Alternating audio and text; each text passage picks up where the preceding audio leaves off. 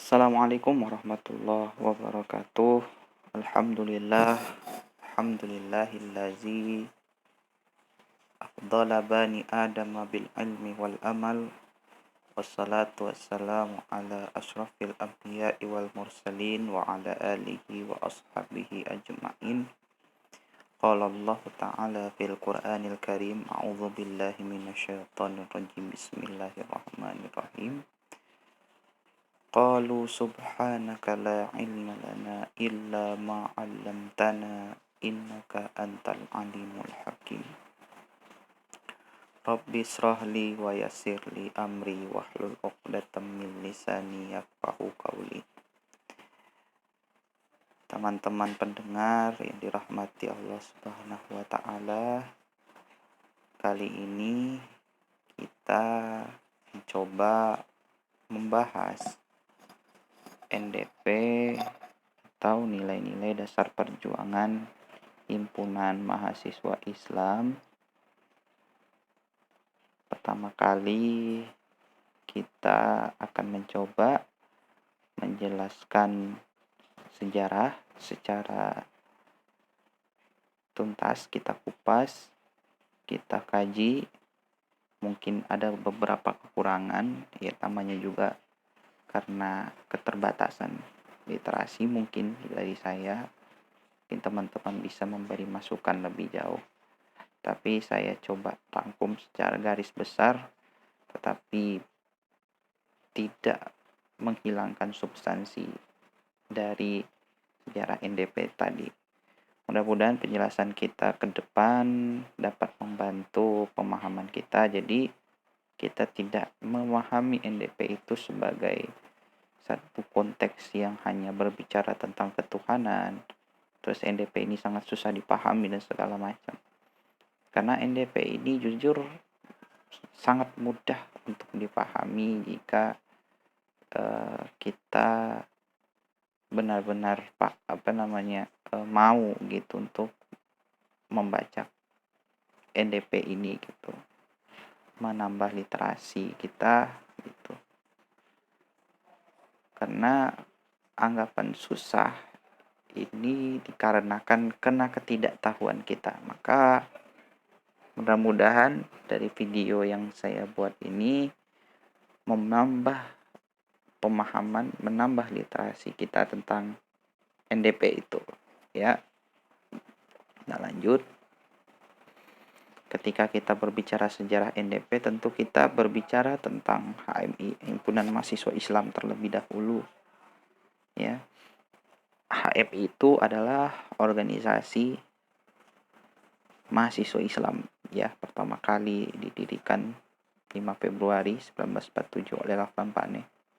Tetapi kalau kita bahas lebih jauh dari sejarah HMI tadi, ini berangkat dari keresahan penggagasnya sendiri, yaitu Rahman Paneh, tentang kondisi keperislaman ketika itu, kondisi bangsa ketika itu. Karena bangsa kita, bangsa yang baru merdeka, kemudian kekuatan Islam yang terpecah belah, terpolarisasi gitu kan. Terus terjadi juga kejumudan pemahaman keberislaman, sehingga dari keresahan Rahman Paneh kemudian dia mendirikan bersama teman-temannya, dan terdiri 14 orang kalau kita baca di buku sejarah itu, mendirikan HMI gitu di Yogyakarta, di kampus Sekolah Tinggi Islam. Kalau sekarang itu kita kenal dengan UII, Universitas Islam Indonesia, ya, di Yogyakarta. Itu di tanggal 5 Februari dengan visi keislaman dan keindonesiaan. Jadi ada visi keislaman dan keindonesiaan, transformasi nilai keislaman dalam kehidupan keindonesiaan begitu. Dengan tujuan awalnya pertama kali itu mempertahankan negara Republik Indonesia dan mempertinggi derajat rakyat Indonesia serta menegakkan dan mengembangkan ajaran Islam. Tapi kalau kita lihat ini kan ini tujuan awal, kemudian nanti di terjadi perubahan tujuan ya. Terus tujuan kedua perubahan kedua tujuan itu menegakkan dan mengembangkan ajaran Islam didahulukan, kemudian baru mempertahankan, kemudian tujuan selanjutnya adalah membina kualitas akademis pencipta pengabdian melafazkan Islam kan begitu. Terus membina kualitas insan akademis pencipta pengabdi yang menafaskan Islam dan bertanggung jawab atas terwujudnya masyarakat adil dan makmur. Kemudian di akhir baru diganti dengan kata terbina, ya kan? Jadi dengan kata terbinanya insan akademis pencipta pengabdi yang menafaskan Islam dan bertanggung jawab atas terwujudnya masyarakat adil makmur yang diridhai Allah Subhanahu wa taala. Tetapi kalau kita lihat dari perubahan-perubahan ini tidak ada yang bertentangan dengan visi awal HMI, yaitu semangat keislaman dan keindonesiaan. Karena semangat itu, HMI berpandangan bahwa Islam sebagai ajaran universal perlu ditafsirkan menurut konteks lokalitas. Jadi kondisi lokal begitu ya. Islam itu dia ajaran yang terbuka, ajaran yang universal,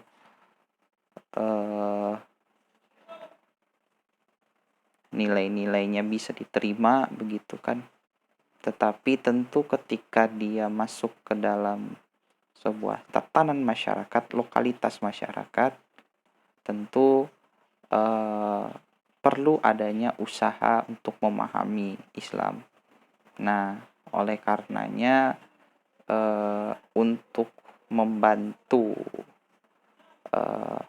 tegak dan berkembangnya ajaran Islam di Indonesia tidak terjadi kejumudan, terus Islam tidak hanya dijadikan sebagai kekuatan politik semata begitu, maka HMI berikhtiar melakukan penafsiran gitu ya menurut konteks lokalitas, yang kemudian kita bisa lihat dalam pandangan HMI tentang keislaman dan keindonesiaan itu tidak ada pertentangan. Maka Islam yang dipahami itu bagi HMI adalah landasan, asas, ya kan, sumber nilai yang memotivasi, terus sebagai pembenar dan acuan gerakan untuk mewujudkan perjuangan adil makmur, yang masyarakat adil makmur begitu. Jadi acuan gerakan masyarakat. Perjuangan HMI yaitu mewujudkan masyarakat adil makmur. Nah, tapi awal-awal HMI ini kalau kita lihat dari tujuan awal ya, mempertahankan negara Republik Indonesia dan mempertinggi derajat, kemudian menegakkan dan mengembangkan ajaran Islam ini, kita lihat tujuan awal ini adalah lebih berorientasi kepada bagaimana HMI mengumpulkan massa-massa yang sependapat dengan tujuan organisasi ini. Jadi massa, kebutuhan massa. Jadi kuantitas. Nah, maka gerakan awal itu HMI kemudian melakukan perubahan. Jadi gerakan HMI, gerakan perjuangan HMI sudah bukan gerakan senjata atau gerakan apapun, tapi gerakan pengembangan manusianya. Nah, begitu, pengembangan manusia. Sehingga HMI merubah tujuannya dari ikut mengupayakan terwujud masyarakat akademis pencipta pengabdian menafaskan Islam, itu tujuannya kan. Tujuan selanjutnya yang kemudian disempurnakan menjadi terbinanya insan akademis pencipta pengabdian menafaskan Islam dan bertanggung jawab atas terwujudnya masyarakat adil makmur yang diridhai Allah Subhanahu wa taala. Tapi kalau kita lihat gerakan HMI awal tentu karena perlunya sebuah gerakan gitu kan. Jadi Islam dipahami sebagai acuan gerakan, nilai-nilai yang motivasi gitu. Tapi kekurangannya adalah kita tuh tidak memiliki buku saku panduan yang memudahkan kader memahami gerakan ini. Jadi gerakan kita mewujudkan masyarakat adil makmur, tetapi nilai-nilai yang memotivasi pembenaran ini kita tidak punya begitu buku panduannya. Apa sih yang menjadi nilai-nilai? Apa sih yang HMI tafsirkan dalam konteks ini kan begitu. Nah, itu di awal-awal tuh belum ada. Nah, sehingga kondisinya bukan hanya di HMI saja, tetapi juga tokoh-tokoh muslim juga kekurangan literasi pemikiran keislaman keindonesiaan. Jadi kalau kita lihat dari penjelasan di memori penjelasan tentang Islam sebagai asas HMI, gitu teman-teman bisa tahu, bisa baca di situ ada anggapan dari beberapa pemimpin bahwa Pancasila itu bertentangan dengan Islam, begitu banyak anggapan orang seperti itu, sehingga yang terjadi itu adalah split personality, kebingungan personal, mau bingung nih yang mana kan begitu, apakah saya ini Islam atau saya ini Pancasila kan begitu. Kalau saya Pancasila dibilang saya tidak dukung Islam, saya dibilang dukung Islam, saya dibilang mendukung Pancasila. HMI dibilang mendukung mendukung Islam, dibilang kita itu mendukung Masyumi gitu. Padahal kita kan tidak sama sekali ikut dalam dalam percaturan politik itu, tetapi memang pandangan kita waktu itu memang sama dengan Masyumi, tapi berbeda pandangannya adalah nanti ketika Nurcholish Madjid muncul gitu ya sebagai ketum HMI, kemudian dia melontarkan pernyataan Islam ya seperti Islam no.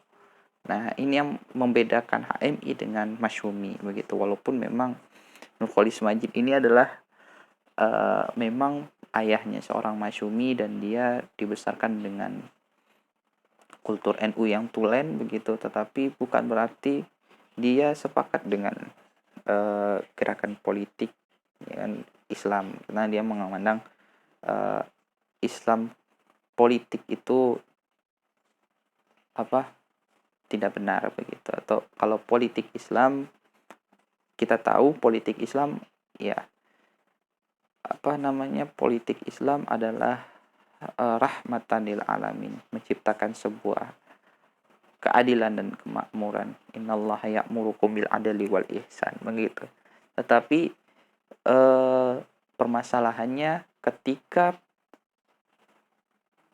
Islam menjadi politik begitu, ini berbeda konteks. Nah, ini yang membedakan, konteksnya Islam dijadikan alat politik. Jadi ini membabi buta begitu kan, kata Rendra kan begitu. Agama dijadikan lencana politik itu membabi buta, karena agama itu suci, kalau politik itu buta kan begitu. Teman-teman, kira-kira begitu yang saya pahami ya. Jadi sikap ini menyebabkan kegagalan pemahaman yang berujung kepada split personality para pemimpin muslim ketika itu. Lanjut. Kemudian seorang kader HMI asal cabang Ciputat tertarik menyusun teks yang membantu kader HMI untuk memahami nilai-nilai gerakan perjuangan HMI, karena keadaan literatur yang kurang memadai bagi kader dalam perunjukan filsafat sosial dalam gerakan perjuangannya. Tadi sudah kita jelaskan bahwa kita ini kekurangan literasi, bahkan pemimpin-pemimpin bangsa kita juga bingung atau dibilang ya kita bisa katakan split personality. Sehingga misalkan kita mendukung Pancasila, kita dibilang komunis kan begitu, atau kita dibilang ya kan kafir dan segala macam. Terus ketika kita mendukung Islam bilang anti Pancasila, anti NKRI, anti keberagaman kan begitu. Ini kan permasalahan-permasalahan yang terjadi. Nah, tetap agar kita bisa mengenengahi kan begitu eh, kondisi bangsa. Jadi kita HMI itu memunculkan kita sebagai problem solver. Kita ini adalah solusi dari permasalahan bangsa. Kita pemecah permasalahan. Kita tidak menghadirkan permasalahan baru, tapi kita memecahkan masalah, membantu proses pembangunan nasional kan begitu. Ya kan? Maka kita membutuhkan literatur yang membantu. Bukan berarti dengan NDP ini saja teman-teman cukup memahami nilai-nilai Islam, tidak, tetapi dengan NDP ini kira-kira kita sudah mendapat gambaran secara besar tentang nilai-nilai Islam itu bagaimana itu. Tentu untuk lebih memahami lebih mendalam NDP itu atau nilai-nilai Islam itu, kita membutuhkan literatur-literatur yang banyak. Tidak cukup hanya dengan NDP begitu. Maka dimulai dengan ketertarikan Cak Nur ya, kader HMI ini ya. Nanti kita akan lihat siapa nih kader Caman Ciputat itu ya. Dimulai dengan ketertarikannya melalui ketika dia mengikuti pelatihan yang dilakukan oleh PBHMI ya dalam materi Islam dan sosialisme yang disampaikan oleh Mar'i Muhammad dengan buku. Jadi Mar'i Muhammad ini menggunakan buku Islam dan Sosialisme karangan Haji Omar Said Cokroaminoto. Nah, jadi pandangan Islam dan pandangan sosialisme. Kan kalau kita lihat bahwa sosialisme itu adalah ideologi yang berpandangan tentang kesetaraan umat manusia secara sosial. Kalau liberalisme kan atau kapitalisme itu berbicara tentang kesejahteraan individu, per masing-masing individu. Nah, sosialisme ini hadir sebagai kritik terhadap pemahaman kapitalisme yang berkembang. Jadi kan awalnya kalau kita bahas perkembangan ideologi, kehadiran ideologi itu pertama kali kan oligarkisme. Hanya beberapa elit yang mempunyai kekayaan, ya kan? Kemudian lahirlah kapitalisme bahwa individu-individu itu berhak untuk mempunyai kekayaan. Tetapi setelah melihat individu-individu ini, malah yang lahir adalah monopoli dan segala macam kerusakan kan begitu, kolonialisme, imperialisme. Maka lahirlah pandangan bahwa seluruhnya mesti sejahtera, seluruhnya mesti mendapatkan keadilan. Akhirlah bentuk kerangka sosialisme. Tetapi kerangka sosialisme yang dibangun di Barat itu oleh filsafat Marxisme ya, ini bertentangan dengan Islam gitu.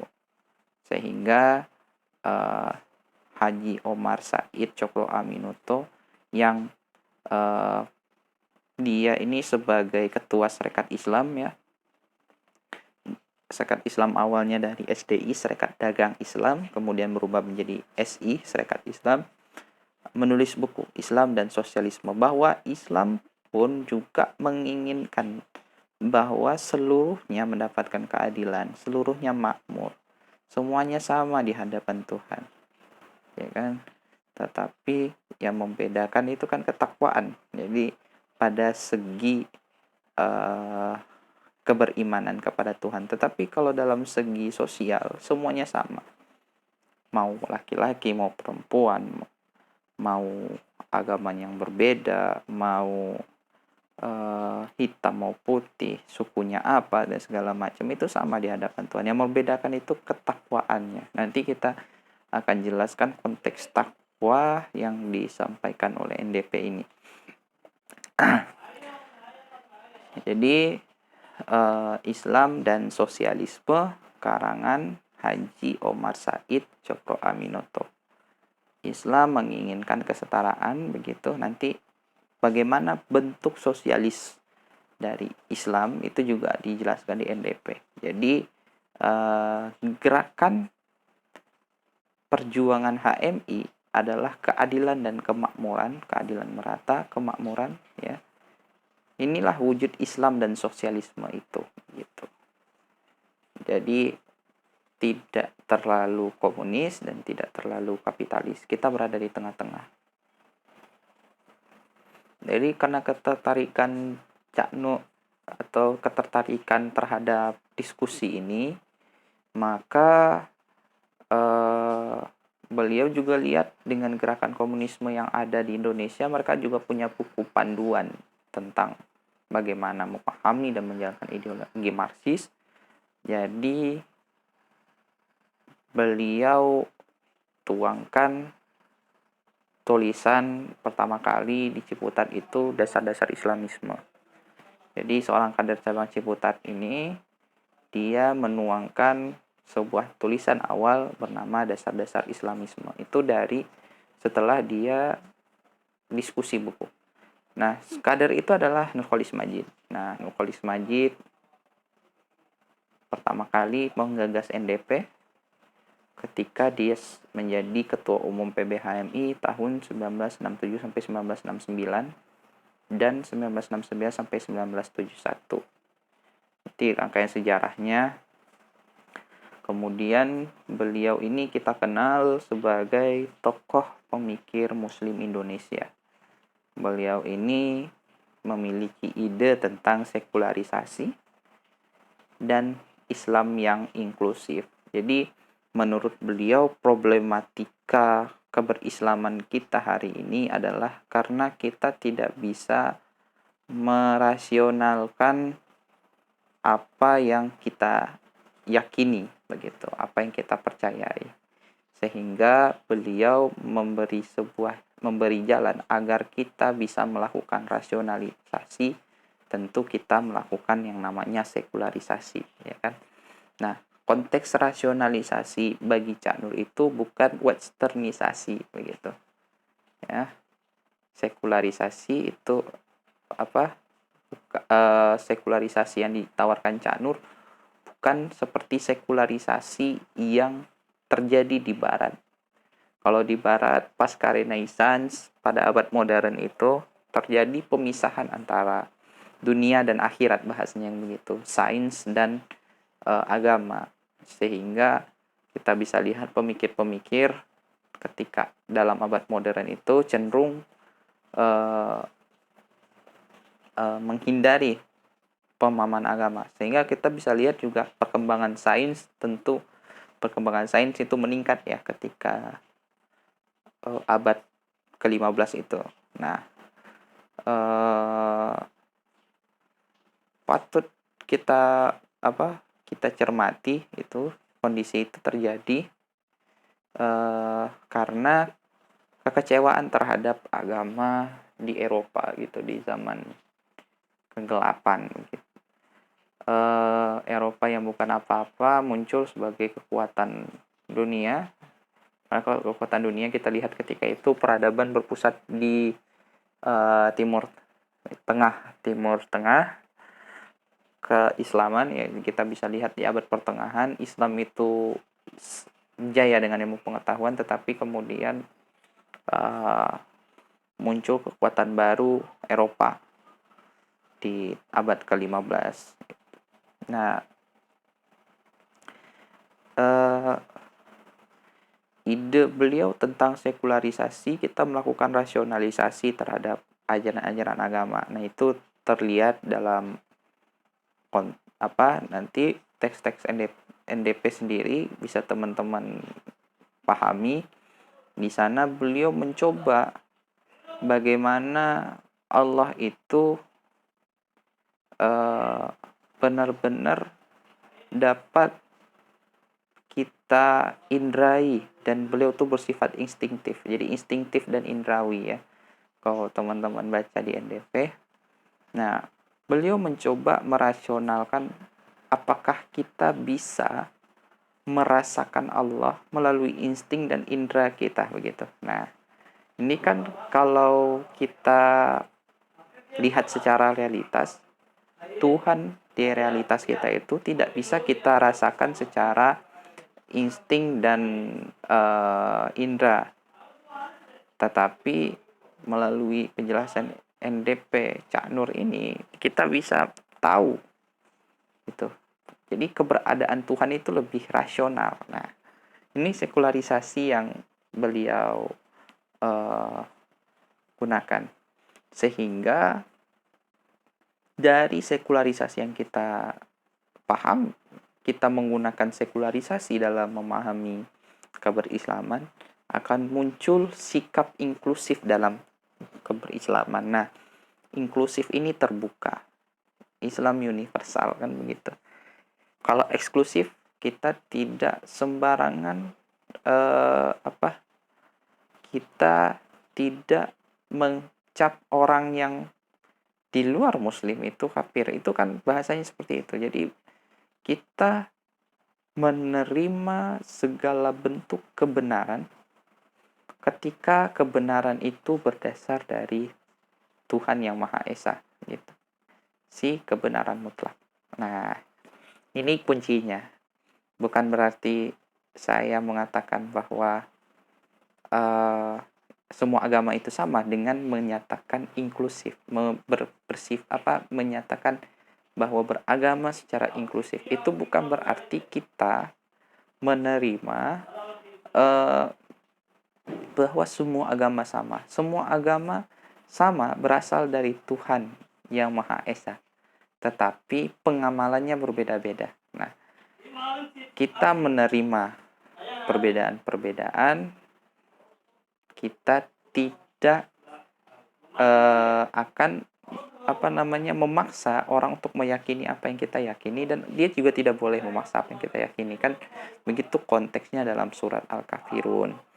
Maka lakum dinukum waliyadin, bagimu pengamalanmu ya bagiku pengamalanku, asalkan kita berdasarkan kepada tauhid. Nanti di NDP bab 1 akan kita jelaskan lebih lanjut tentang ide sekularisasi dan inklusif ini. Jadi cita-cita awal Cak Nur ini sebenarnya dia ingin menjadi masinis kereta api, tetapi pria kelahiran Jombang tahun 1939 ini bukan menjadi masinis kereta api, tetapi dia menjadi masinis lokomotif pembaharu pemikiran Islam di Indonesia. Beliau wafat di Jakarta 29 Agustus 2005, kemudian dikebumikan di Taman Makam Pahlawan Kalibata. Jadi mula kisah itu tahun 1968 Cak Nur menerima undangan kedutaan Amerika Serikat dalam Council for Leader and Specialist, ya kan?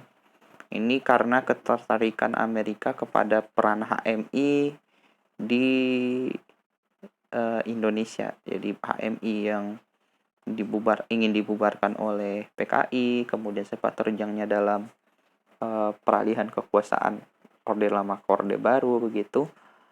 Jadi Amerika merasa pantas untuk mengundang HMI ke Council for Leader Specialist itu di sana. Jadi Cak Nur bersama beberapa orang memenuhi undangan di sana. Dalam lawatannya Cak Nur ada 1 bulan 2 minggu di sana, kira-kira begitu kata beliau. Nah, dalam lawatannya di Amerika, beliau menunaikan setelah lawatannya di Amerika, beliau mempunyai uang perjalanan itu tidak beliau gunakan, kata beliau ya. Beliau tabung. Nah, beliau kemudian menggunakan uang itu untuk berkeliling Timur Tengah.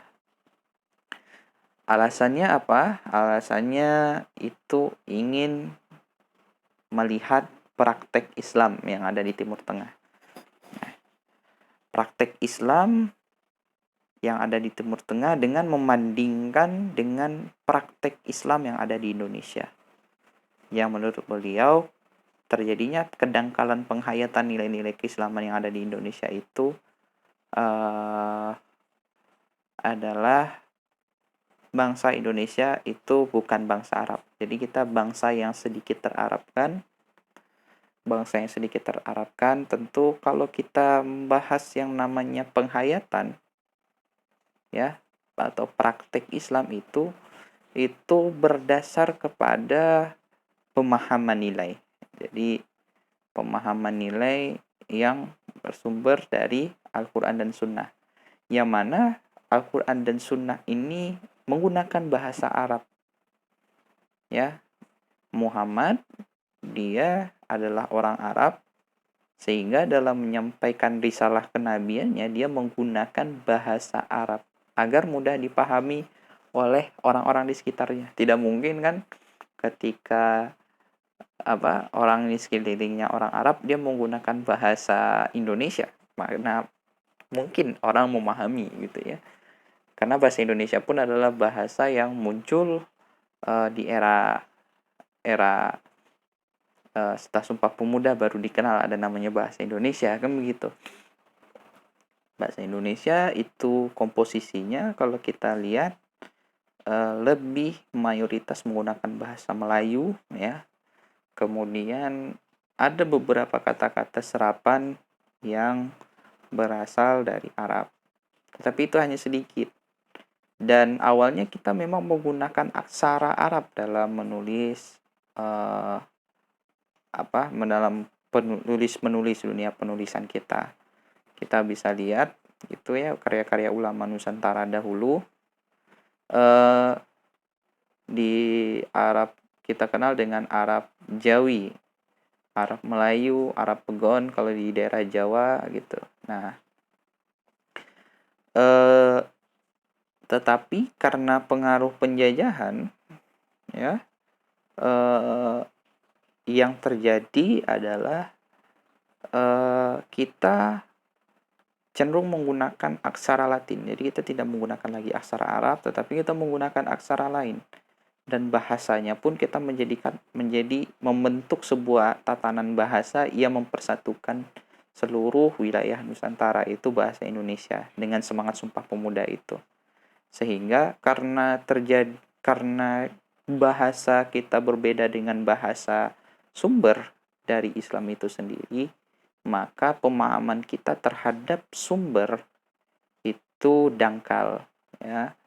Sehingga praktek Islam kita menurut Cak Nur itu dangkal karena kejumudan pemikiran, kebekuan pemikiran, kekurangan literasi juga. Nah, sehingga hipotesis awalnya adalah Indonesia merupakan bangsa yang komposisi bahasanya tidak menyerap bahasa Arab, yang hanya menyerap bahasa Arab, tidak membantu pemahaman kita terhadap nilai-nilai, sehingga dalam praktek kita dangkal.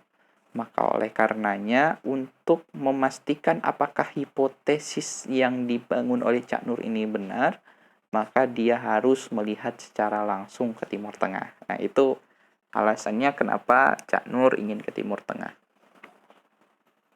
Jadi kalau kita lihat di dunia ini, negara-negara mayoritas Muslim yang tidak menggunakan bahasa Arab sebagai bahasa resminya, ada 3 negara.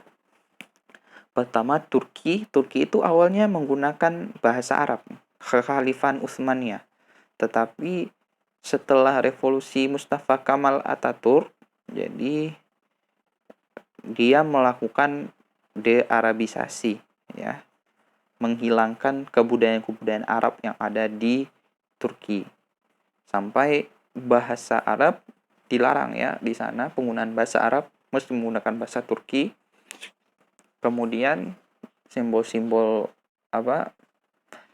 dan sampai kita tahu azan di sana ketika revolusi Kamal ini dilarang menggunakan bahasa Arab. Jadi azan menggunakan bahasa Turki. Nah, jadi bahasa itu mempengaruhi pola budaya akhirnya di Turki, keberislaman di Turki sampai hari ini. Teman-teman bisa lihat. Kemudian Bangladesh ini memiliki aksara sendiri, yaitu aksara Bengali. Jadi dia membentuk pola budaya yang berbeda dengan negara-negara Islam yang mayoritas Islam ya pada umumnya.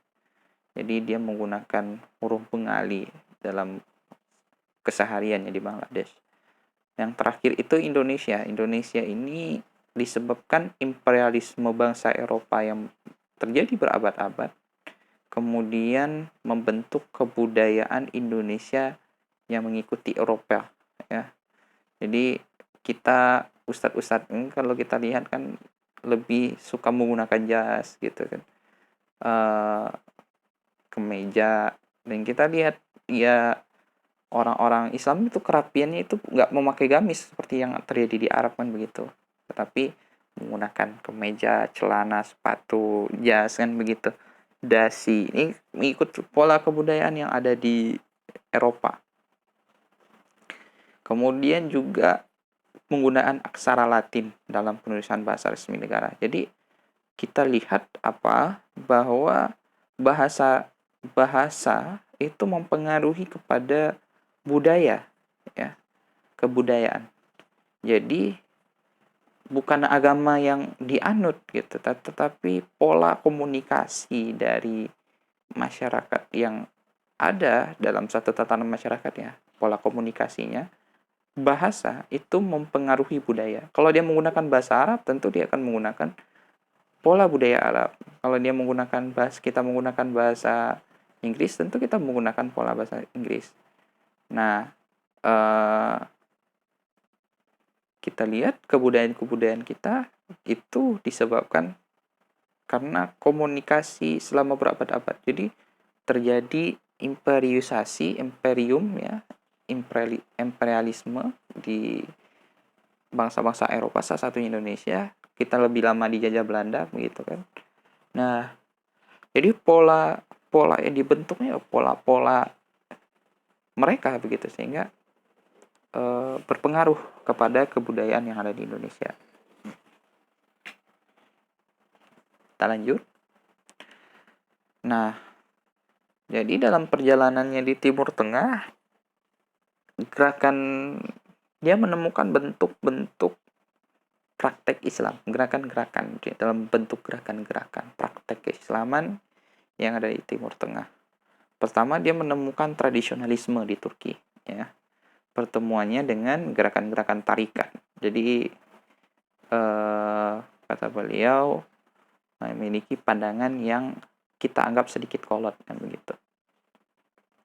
Pengembara melakukan sunyi gitu kan, menjauh dari dunia dan segala macam kan, ini gerakan-gerakan tarikat gitu.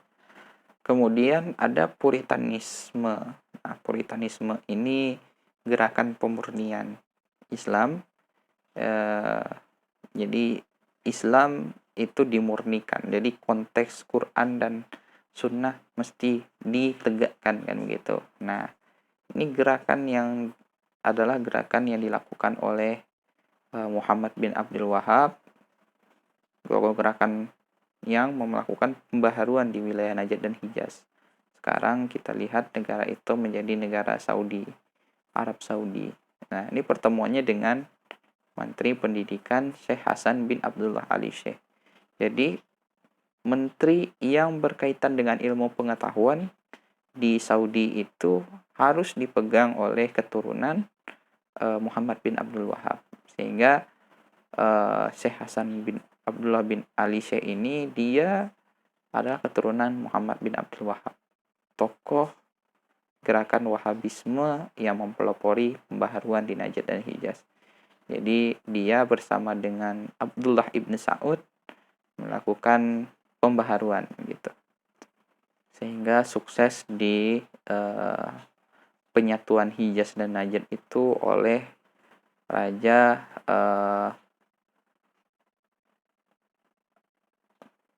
Abdul Aziz gitu, King Abdul Aziz namanya kan diabadikan. Kemudian Abdul Aziz mempunyai 3 anak dan salah satunya Salman hari ini, Raja Salman bin Abdul Aziz gitu. Jadi itu Puritanisme, kemudian modernisme itu di ketika pertemuan Nurholis Majid, Cak Nur dengan tokoh Ikhwanul Muslimin di Saudi, yaitu Dr. Mahmud Syahwi, melakukan diskusi, sehingga dari diskusi itu Cak Nur diberi buku Hasan al-Banna, judulnya Majmu' ar-Rasail, kumpulan tulisan-tulisan Hasan al-Banna begitu, surat-surat Hasan al-Banna. Tetapi kata Cak Nur kan dia kecewa dengan membaca buku itu karena buku itu penuh dengan slogan loyalistik.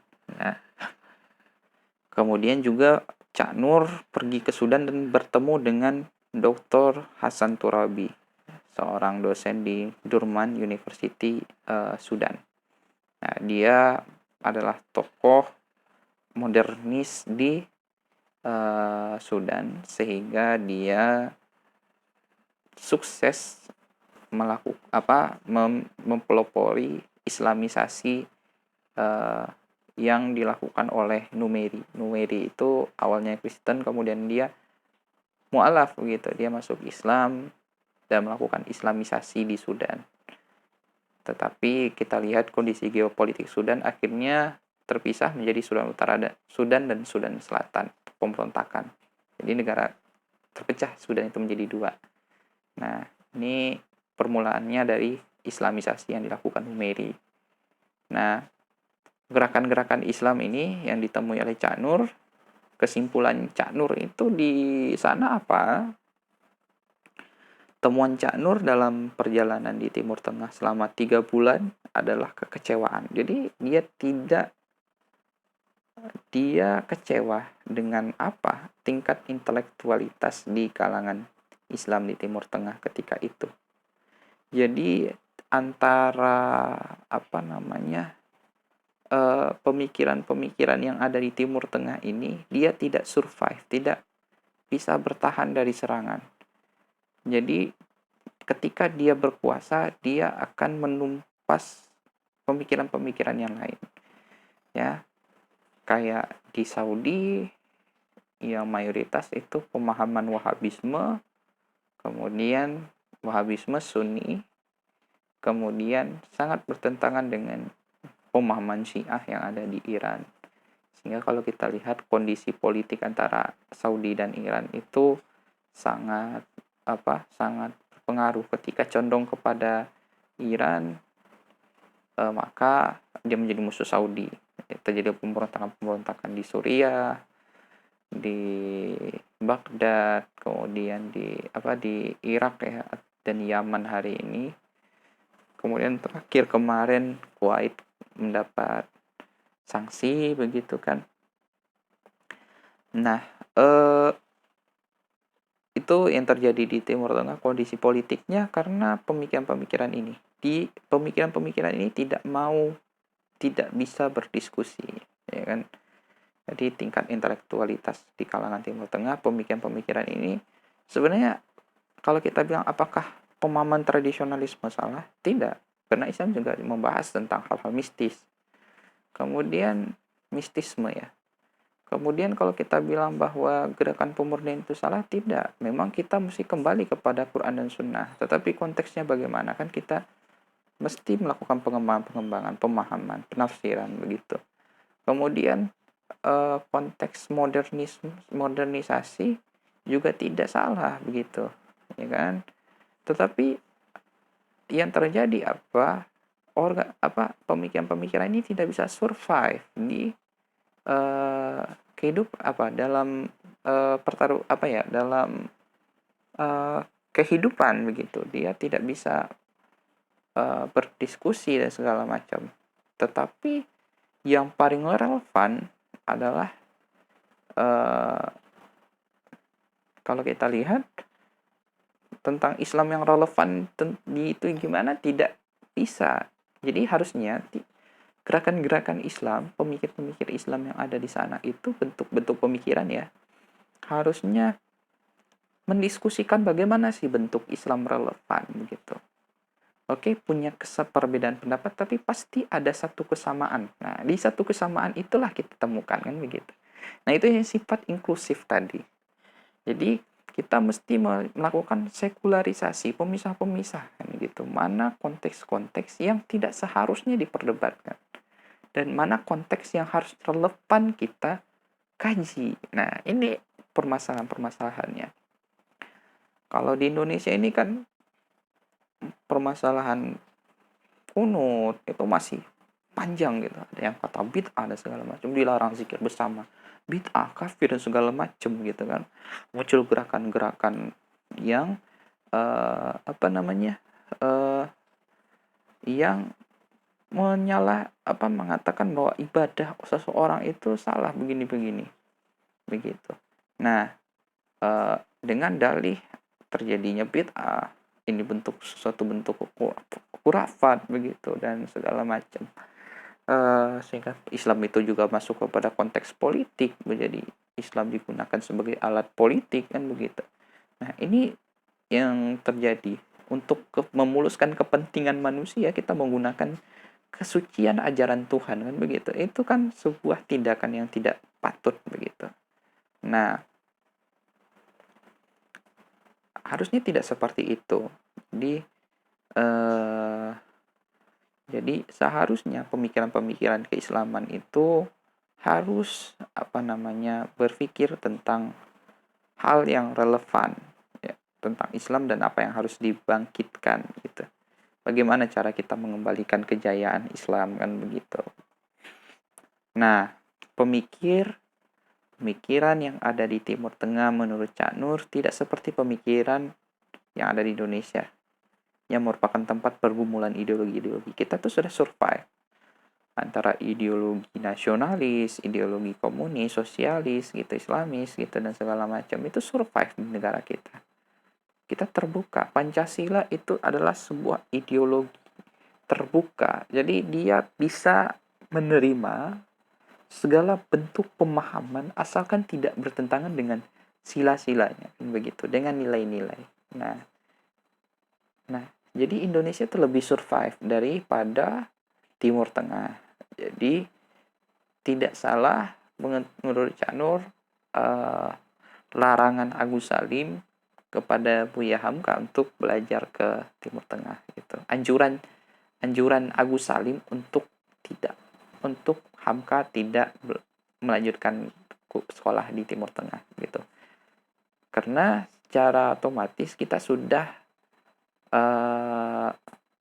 mengamalkan inklusif itu di Indonesia sendiri, tetapi memang kita tidak menghayati nilai-nilai itu karena ketidakpahaman kita. Tetapi secara bentuk kita sudah melakukan yang namanya keterbukaan. Nah, inilah Indonesia begitu. Dari bangsa-bangsa yang berbeda-beda kita disatukan menjadi bangsa Indonesia begitu kan. Dari suku bangsa yang berbeda, bahasa yang berbeda, kita satu kan gitu. Bertanah air satu, bertumpah darah satu, dan berbangsa satu, bertumpah darah satu, dan berbahasa satu. Itulah Indonesia, ya kan?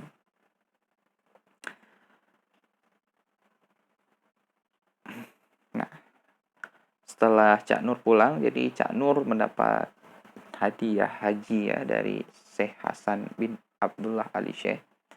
Kemudian di bulan Maret ditunaikanlah haji tahun 69 setelah kepulangannya di Timur Tengah, kemudian ke Timur Tengah lagi untuk haji, dan kemudian beliau pulang lagi ya, dari ibadah haji. Nah, pada tahun 1969 maka keinginan Cak Nur menulis NDP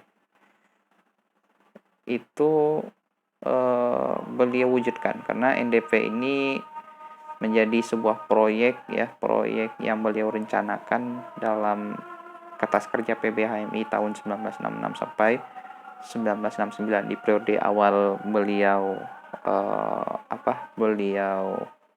menjabat. Sehingga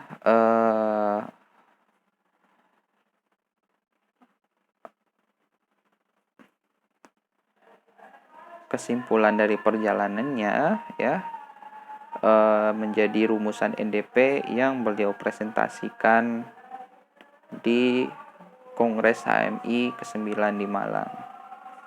Rencana awal NDP ini bernama Nilai-Nilai Dasar Islam, tetapi Cak Nur orang menamainya dengan NDI disebabkan menghindari pemahaman bahwa yang beliau sampaikan adalah nilai-nilai Islam itu sendiri. Jadi beliau sangat tawadhu ya dengan ini bukan nilai-nilai Islam begitu.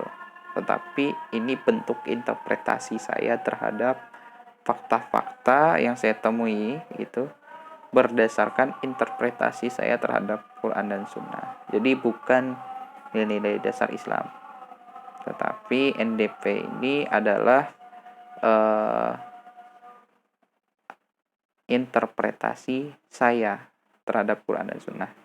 Jadi NDP itu kalau menurut Kanda Wahyuni Nafis itu sebagai rumusan. Jadi menurut penelitian Cak Nur sendiri itu adalah rumusan Quran dan hadis gitu. Nah, begitu kira-kira kemudian NDP dipresentasikan di Kongres HMI 9 di Malang.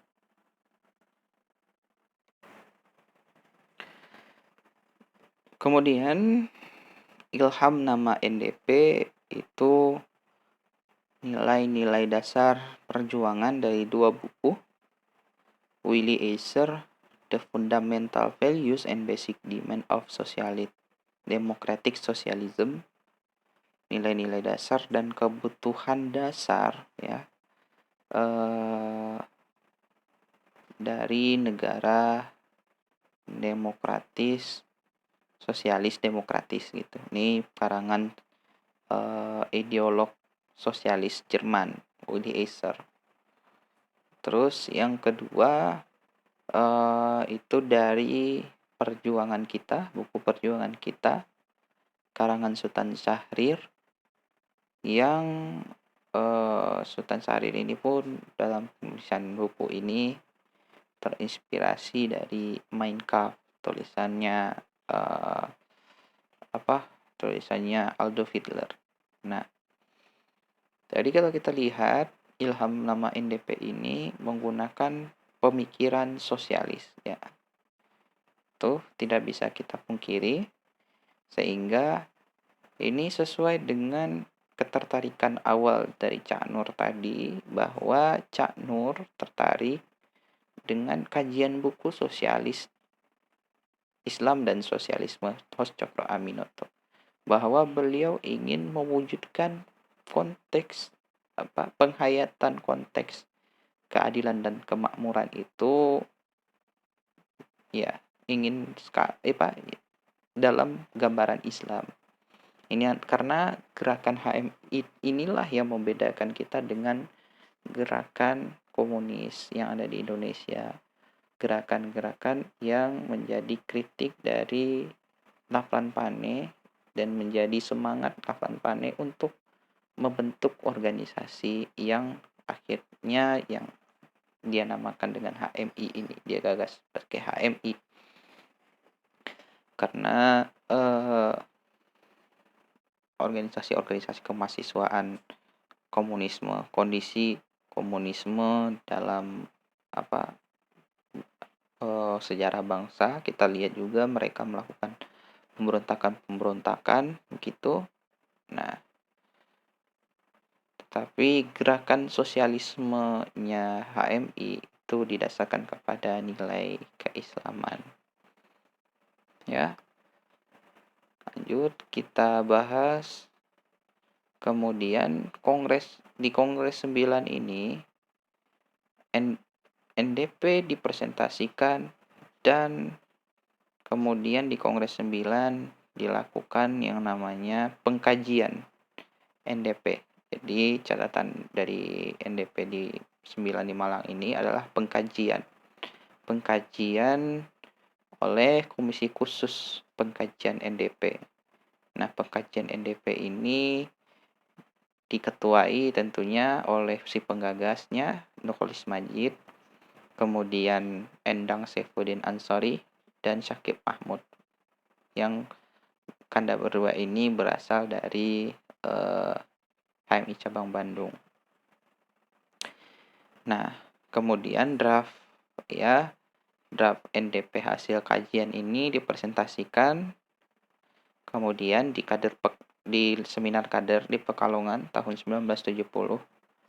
Jadi hasil kajian dari Cak Nur, Bang Endang, terus Bang Syakib Mahmud itu seminarkan di seminar kader, dipresentasikan di seminar kader Pekalongan tahun 1970, dan kemudian NDP disahkan pada Kongres ke-10 di Palembang tahun 1971 sebagai acuan gerak organisasi, dokumen dan acuan gerak organisasi, dan disosialisasikan secara luas oleh PBHMI. Nah, akhirnya kemudian NDP dikaji, kemudian disahkan, dan kemudian secara luas diperkenalkan di training-training. Jadi kita lihat NDP menjadi materi wajib kalau ada training HMI. Bagaimanapun training HMI pasti ada materi NDP ini karena urgensinya sebagai dokumen dan acuan gerak organisasi dalam gerakan-gerakan apapun begitu. Kemudian sejarah NDP tidak berhenti sampai di sana.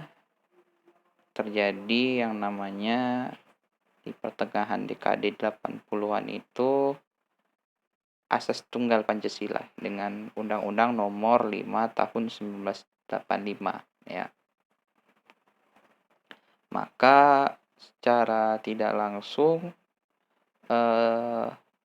adanya tuntutan untuk melakukan perubahan asas dari asas yang bermula Islam mesti dirubah menjadi asas Pancasila.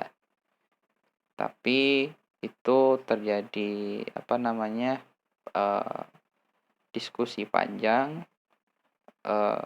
ikhtiar yang panjang, sehingga HMI pada akhirnya memutuskan untuk menerima perubahan asas di Kongres ke-16 tahun 1986 di Padang. Nah, tetapi untuk tetap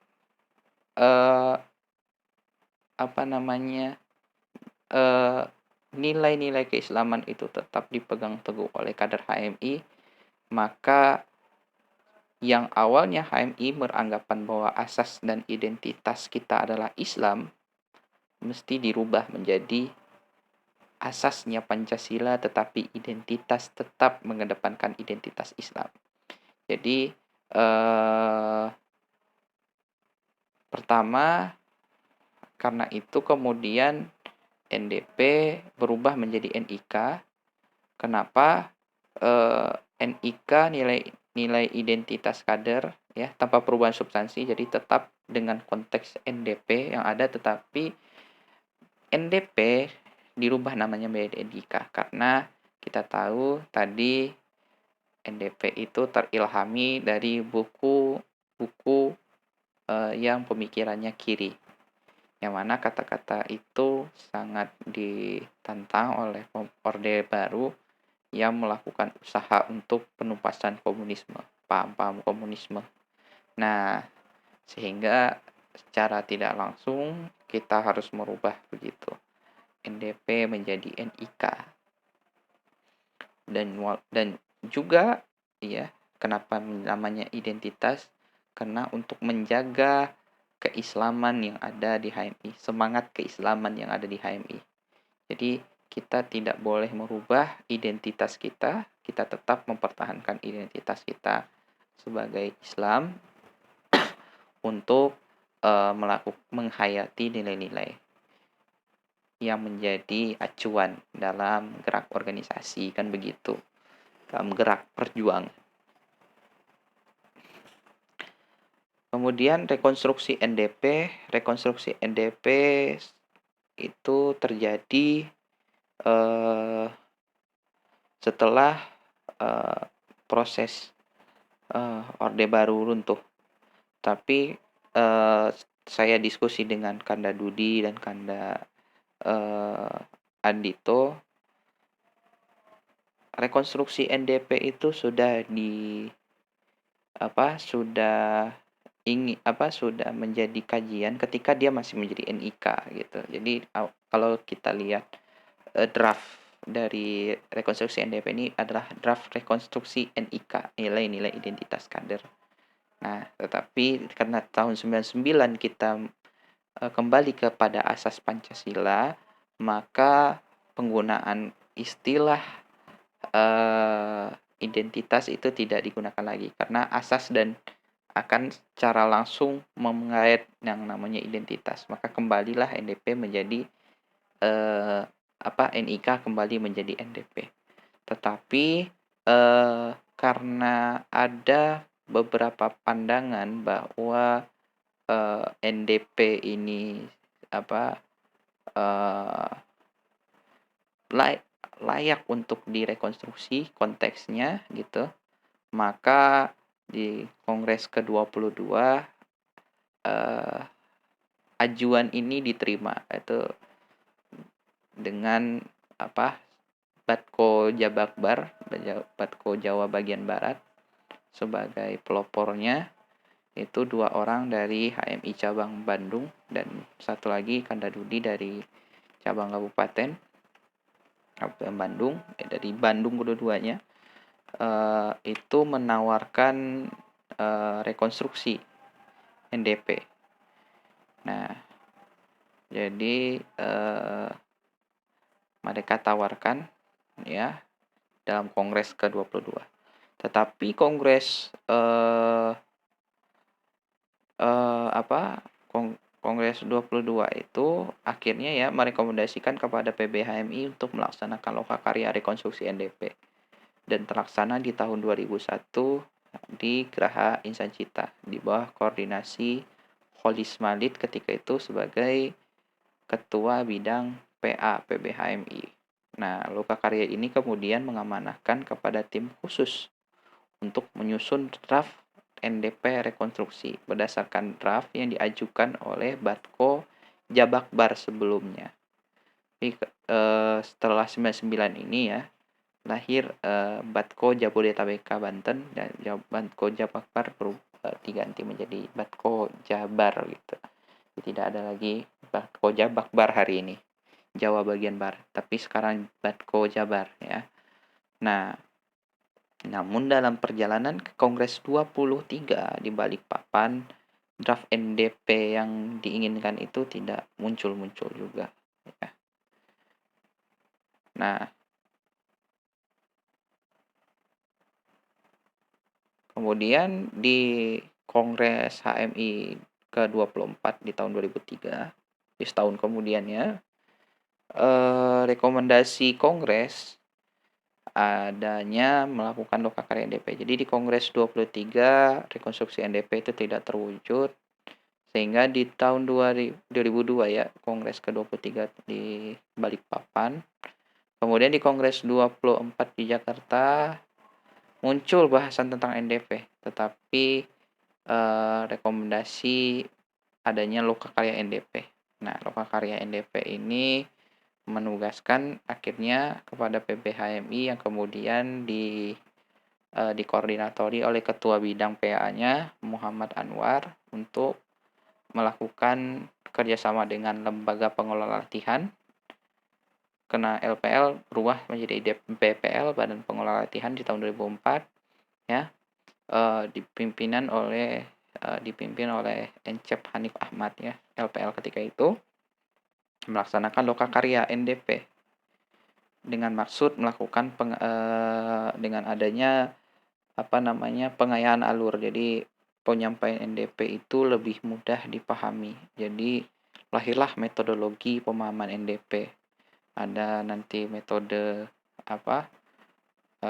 Khitobi, terus Burhani, Jadali, bentuknya ada yang mengatakan dekonstruksi dan rekonstruksi. Nah, ini nih dari Lokakarya NDP 2003-2005. Jadi ada model-model nanti, ada juga Hikayat Sawangan, itu hasil-hasil bagaimana sih metodologi penyampaian NDP oleh masing-masing pemateri NDP yang ada begitu. Nah, itu diterima gitu. Jadi ada metodologi dalam penyampaian NDP. Jadi buat apa lahir metodologi ini? Untuk pemahaman kita lebih mudah dalam melakukan pengayaan, memberikan pemahaman kepada kader untuk memahami nilai-nilai ini. Karena nilai-nilai ini tentunya tidak mudah untuk langsung dibaca begitu. Mesti memiliki kekuatan literasi yang kuat juga gitu. Walaupun memang konteksnya Cak Nur ingin memudahkan kita, tetapi tetap kita mesti mempunyai kekuatan literasi yang mumpuni untuk bisa memahami secara secara lebih dalam nilai-nilai itu. Jadi dibutuhkan metodologi ya. Kemudian semangat rekonstruksi NDP yang kemudian mengebu dari cabang-cabang, kemudian difasilitasi di Lokakarya di Mataram. Jadi yang Lokakarya NDP di Mataram ini kemudian memfasilitasi ya semangat rekonstruksi dengan mempertemukan draft-draft rekonstruksi NDP yang dibawa oleh beberapa batko dan cabang-cabang yang menjadi undangan gitu. Ada batko dialog kebenaran ya, yang usulan dari batko Jabakbar itu, kemudian visi merah putih ya kan, di daerah Jabodetabek Banten hari ini tuh masih ada gitu ya. Itu beberapa draft rekonstruksi lainnya ya kan, kemudian dibawa, kemudian didiskusikan dinamika, kemudian lahirlah sebuah tawaran HMI Cabang Makassar ya dengan NDP Cak Nur.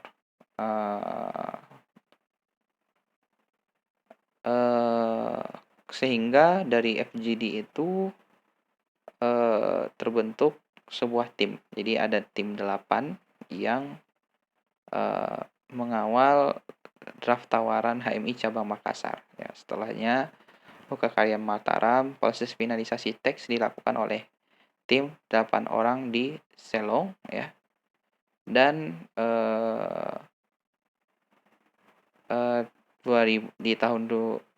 di HMI Cabang Makassar ya. Makassar Timur. Akhirnya teks NDP yang merupakan hasil FGD ya, yang menjadi tawaran, yang itu hasil FGD ini adalah tawaran dari HMI Cabang Makassar, kemudian disahkan di Kongres ke-25 di Makassar tahun 2006 sebagai NDP HMI. Kalau kita dengar itu dengan NDP baru ya. Tetapi lama setelah disahkan ya, terjadi dinamika, terjadi kritik terhadap NDP baru ini ya, baik dalam teks maupun proses perumusan dan pengesahan di Kongres Makassar. Jadi ada kejanggalan menurut beberapa pihak, sehingga diadakan Lokakarya seminar pada bulan April. Terungkap di sana di Lokakarya itu bahwa NDP baru bukan hasil yang direkonstruksi oleh 8 tim tadi, tetapi narasi yang dibangun oleh salah satu tim, yaitu Arianto Ahmad ya. Dia adalah guru NDP cabang Makassar Timur. Ya, melalui proses tertentu sehingga dapat dijadikan draft final. Jadi dia melakukan proses tertentu katanya ya, sehingga bisa dijadikan draft final dan disahkan melalui mekanisme vote room yang dipaksakan, yaitu voting. Jadi kan voting itu kan sebagai langkah akhir dalam pengambilan keputusan di kita masih mengedepankan musyawarah gitu ya. Kemudian untuk mencapai mufakat, bukan dengan voting. Kalau voting itu kan mekanisme yang memaksakan memang.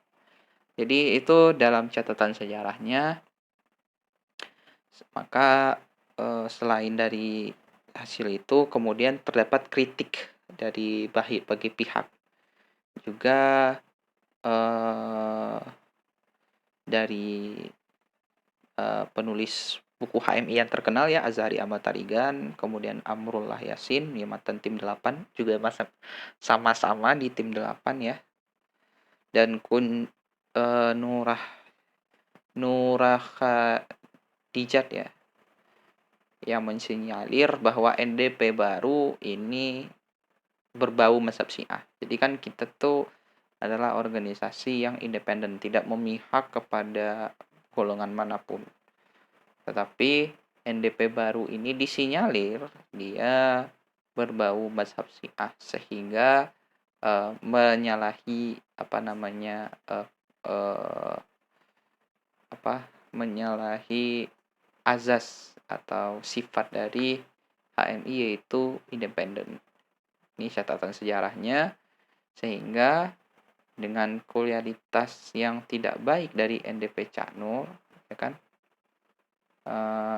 Jadi bahasanya NDP baru ini kualitasnya tidak lebih baik dari NDP Cak Nur ya, sehingga masih banyak cabang-cabang yang tidak mau menggunakan NDP baru, lebih memilih menggunakan NDP Cak Nur, yang notabene adalah tindakan yang inkonstitusional karena konstitusi hanya menerima sudah mensahkan NDP yang digunakan sebagai gerak acuan organisasi adalah NDP Cak Nur, bukan NDP yang baru begitu. Sehingga atas kritik, kecaman yang berkembang segala macam di Kongres ke 27 di Depok ya, tahun 2008, keputusannya ya pertama ya itu keputusan PBHMI sebelum Kongres, kemudian diperkuat dengan Kongres ke-27, yaitu menjadikan NDP Cak Nur sebagai NDP yang sah gitu. Jadi NDP Cak Nur menjadi NDP HMI. Jadi dokumen yang kita pakai adalah NDP hasil dari Cak Nur yang disahkan di Kongres ke-71 di Palembang gitu. Tapi kalau kita lihat sejarah yang tadi dari rekonstruksi NDP, dinamika-dinamika yang terjadi sehingga kembali kepada Cak Nur, apakah tidak masalah gitu kita melakukan hal seperti itu? Tentu menurut Cak Nur itu tidak masalah. Ya, menurut Cak Nur dalam penuturan beliau sendiri dalam pengantar yang beliau sampaikan ya di buku Islam Mazhab HMI, ketika kita berbicara tentang NDP kemudian mengajukan gagasan-gagasan misalkan untuk ya tidak akan mengubah atau tidak akan mengembangkan, atau malah sebaliknya ya, kita melakukan pengubahan terus kita kembangkan NDP ini, ya Cak Nur menjawab ya mungkin bisa ya silakan kalau memang mau dikembangkan, mau diubah, karena memang dimungkinkan NDP ini untuk dirubah dalam arti dikembangkan ya. Jadi tidak ada masalah jika kita melakukan perubahan di NDP, kita mengubah, kita merekonstruksi gitu ya bahasanya ya, mengembangkan dalam arti lebih baiknya begitu. Nah, jadi tidak masalah kata Cak Nur, karena pengungkapan nilai-nilai itu sendiri kata Cak Nur tidak mungkin berubah. Jadi yang tidak akan berubah tentang nilai-nilai itu tadi. Nilai tauhid tidak akan pernah berubah. Tetap yang namanya la ilaha illallah Muhammadur Rasulullah. Itu tetap harganya mutlak final gitu. Jadi dia tidak akan berubah. Tetapi yang akan berubah itu apa? Yang merubah itu tekanan dan implikasi. Jadi bagaimana kita menginterpretasi nilai itu. Itu akan berubah tentunya. Nilainya tidak berubah, tetapi bentuk dalam tekanan dan implikasinya berbeda. Maka ada ruang untuk pengembangan-pengembangan pada tekanan dan implikasi tadi. Jadi tidak hanya mengubah NDP menjadi NIK saja begitu, tapi eh, bisa mengubah teks itu tadi gitu. Jadi kan NDP ke NIK, NDP sebagai nilai yang diperjuangkan tetapi kemudian berubah menjadi NIK, walaupun secara substansi tidak berubah tetapi secara bentuk sudah berubah, bahwa Islam bukan landasan. Islam itu sebagai identitas. Kalau asas kan kita menjadikan Islam sebagai landasan gerak, sebagai landasan perjuangan. Tetapi kalau memiliki identitas, dia cuman sebagai eh, pembenaran saja, ya. Tetapi tetap acuan itu Pancasila kan begitu, itu perbedaannya begitu. Nah, bukan hanya itu saja, bahkan NDP pun sendiri bisa dikembangkan, bisa dirubah, ya. Adalah tugas pikiran yang sah. Jadi pengembangan NDP ini adalah tugas kita, ya, dari adik-adik HMI. Maka dari itu saya persilahkan kalau misalkan memang ingin menggarap bidang ini. Jadi kalau kita punya kemampuan untuk menggarap NDP, mempunyai kritik-kritik, memang ada beberapa hal yang tidak relevan, ya, seperti kita bisa baca tulisan Kanda Al-Makin tentang rekonstruksi NDP, kemudian kita bisa mencoba memahami buah-buah pikiran yang disampaikan oleh eh, inisiator rekonstruksi NDP. Kemudian kita juga mencoba membahas NDP baru, misalkan kita bisa pahami di situ. Ya, sah-sah saja ketika kita mencoba melakukan pengembangan. Itu tidak masalah. Jadi tidak bahasanya dinamika-dinamika yang terjadi itu ya bisa kita katakan yang murni politik. Mungkin ada eh, tentu kalau kita bicara politik bukan berarti itu konteksnya jelek, ya. Tetapi konteks politik karena kepentingannya adalah untuk bagaimana NDP ini, nilai-nilai Islam ini benar-benar bisa dijadikan acuan sebagai acuan kita dalam gerak sosial, bagaimana dia bisa menjadi filsafat sosial kita. Jadi tidak masalah ketika terjadi dinamika-dinamika itu. Tidak usah kita perdebatkan mana NDP yang benar, mana NDP yang mesti digunakan dan segala macam. Semuanya sama karena kita berbicara nilai yang satu, ya. Nilai-nilai yang bersumber dari nilai kebenaran yang satu, yaitu Tuhan Yang Maha Esa. Jadi tidak ada perbedaan-perbedaan di situ. Ya, sekian mungkin dari saya tentang itu, ya, tentang NDP sejarahnya. Mudah-mudahan apa yang disampaikan tadi bermanfaat. Mohon maaf tentang segala kekurangan dalam penyampaian karena seluruh kebenaran itu berasal dari Tuhan. Kalau kesalahan itu murni dari saya, dan tentu kritik dan saran dibutuhkan. Mudah-mudahan apa yang kita ikhtiarkan, yaitu wujud keadilan dan kemakmuran ini benar-benar kita usahakan, ya. Dan kita merubah stigma kita bahwa NDP itu bukan materi yang susah untuk dipahami. Dia itu sangat mudah.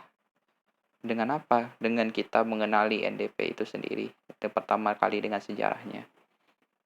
Ya, sejarahnya NDP ini dibentuk karena keresahan, ya.